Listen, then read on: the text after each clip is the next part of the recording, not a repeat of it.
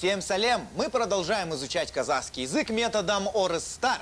И сегодня новые слова. Танымал. Известный. И бахдарлама. Передача. Танымал бахдарлама. Известная передача. Орыстар, салам алейкум. Қалайсыңдар? Салам алейкум. Дайынсыңдар ғой, Я. Қазір тікелей эфир. Сондықтан таза қазақша сөйлеу керек. Дайынсыңдар ғой? Қазақша? Бастаймыз ба?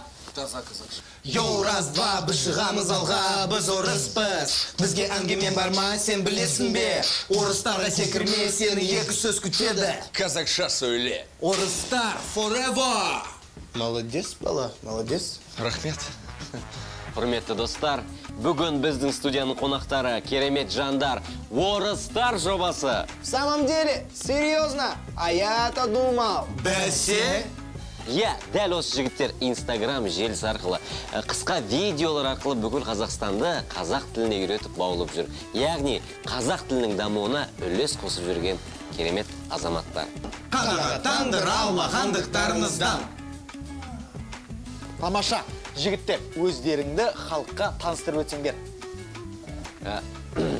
Аттарыңыз ат. Менің атым Семен, оның атын Сергей, оның атын Женя. Қазақшалаған кезде Серғазы, Жәнібек және Симон.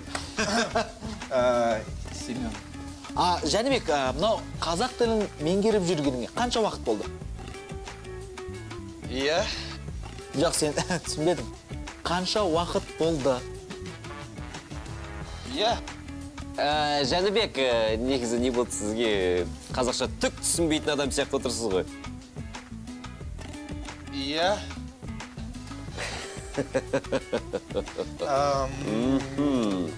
Кешіріңіз, мысалға мен, Женя, жалпы негізі... Жігіттер, сендер мүлдем қазақша білмейсіңдер ма сонда?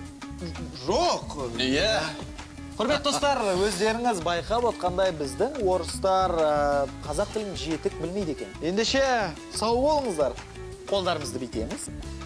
Қолдан С-А-У-Б-О.